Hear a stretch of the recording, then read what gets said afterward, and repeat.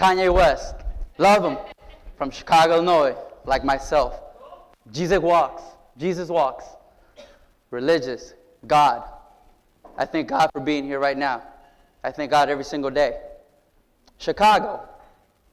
If you talk to someone from Chicago, first thing you ask, where in Chicago? Are you from the suburbs or are you from Chicago? I need the cross streets, the reference. Reason being, do you have the scars? Do you have the physical and emotional scars that comes from being from Chicago? Grew up on 25th in California, a block away from Cook County Jail.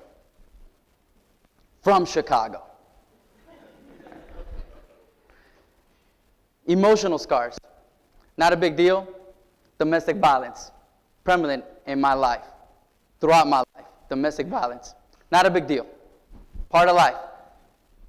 Friends, family, dying in the streets of Chicago. Part of life. It was just, that's what it was. I was used to it. I didn't know anything different. I knew that that's the way life was in Chicago. Dad took off at 12. From that point on, I ran everywhere. I ran to work. I ran to school, friend's house.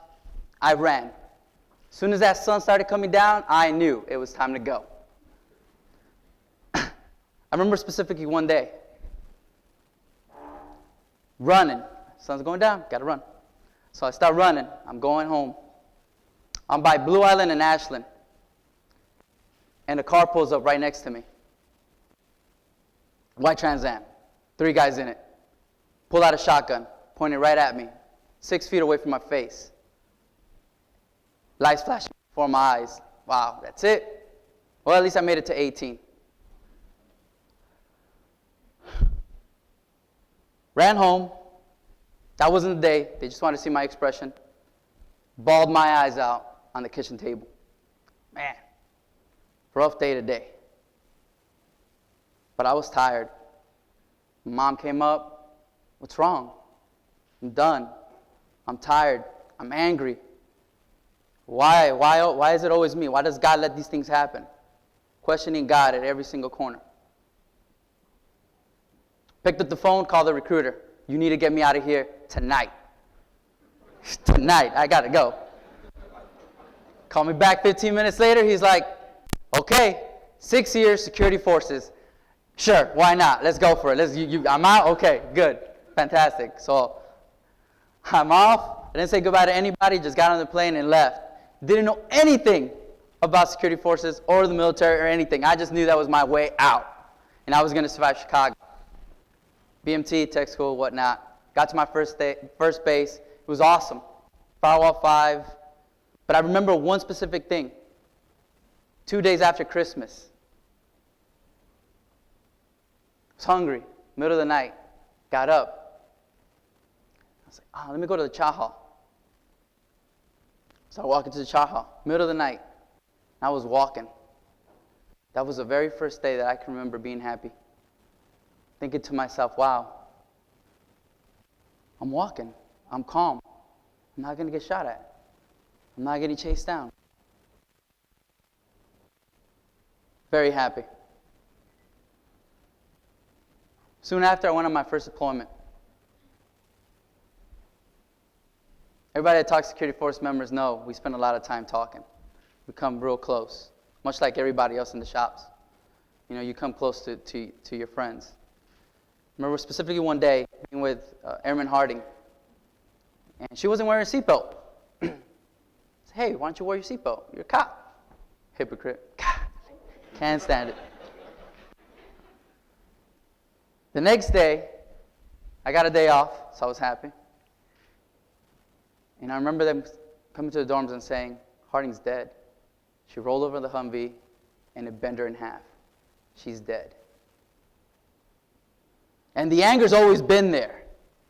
No matter what, that anger's always been there. And I was livid. I was mad at her. I was mad at the situation. I was mad about SGLI and everything else. Like, she didn't wear a seatbelt. Oh, my God.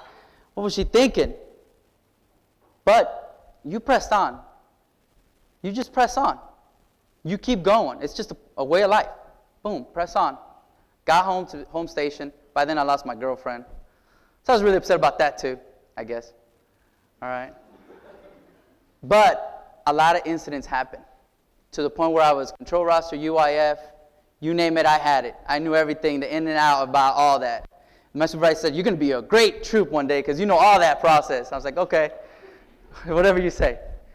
But it was right. He was about to kick me out.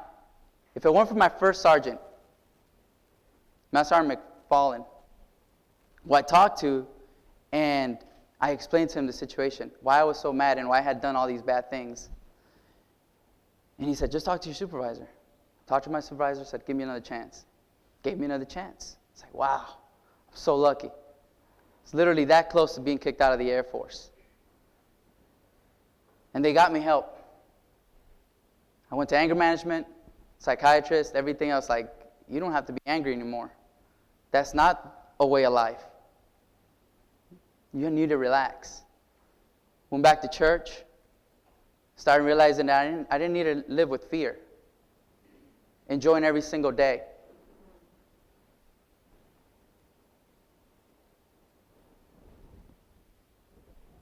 Move forward. March 27th, 2012, here on this base. I'm no longer an airman. I'm flight chief. And I remember we were in flight chief meeting or some kind of training, and it was on my off day, whatnot. My guys had gone off base, and I remember the phone calls coming in at the BDOC. I'm like, what's going on?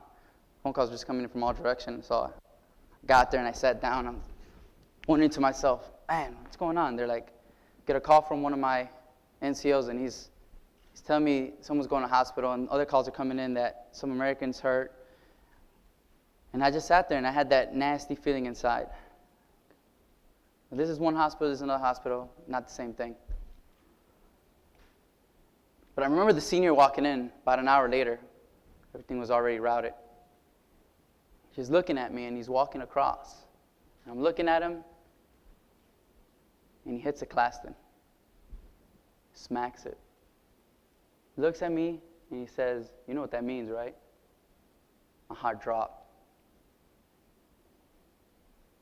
See, I look at these guys like they're my children. They're all my children, every single one of them. When I look at them, I want my sons to be like them because I'm so proud of what they do every day. And I remember getting up, just so mad. Like, I trained these guys. How could they let this happen? Why did they do that? Why didn't they take care of one another like I asked them to? And I was just so mad, and I got furious. Went looking for them. There they were, and I could have just punched every single one of them right in the face. And I saw their faces of despair, and they looked at me like they were disappointed, but they were also very sad. So I took a step back, and I realized, no one was there for me when I lost my friend. They just asked me to press on. So I looked at all of them, calmed down, said, let's go do these statements. They did their statements. I was reading them. Wow. They've been through a lot. I need to be that rock. I don't need to be selfish. I need to be their supervisor. I need to be their friend. I need to be their dad. I need to hold them and tell them it's going to be okay. They can cry on my shoulder. I did that all night. They didn't want to talk to anybody. Nobody. The next day I woke up, was thinking about his family, his unborn son. And I had to go identify the body.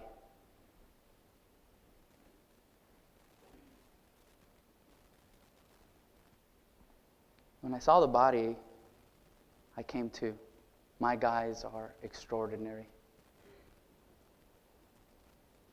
After seeing him and reading those statements, how they did CPR, how they tried to get him to safety, I could just feel what they were going through, and thinking to myself, they tried to do CPR on him? The autopsy would later say that he was dead on the spot, and they were going at it for 10 minutes. They had their friend laying on top of them, taking them out. I was like, wow. I love my guys. I later talked to them. They're sitting back there. And Vitek told me, the scar will always be there, sir. But I'll do my job. The midget said something more interesting. Sir, you sent me home to make me feel better, talk to my family. They didn't know what to do. I wanted to be here. That's when I realized we're more than supervisors. A lot more.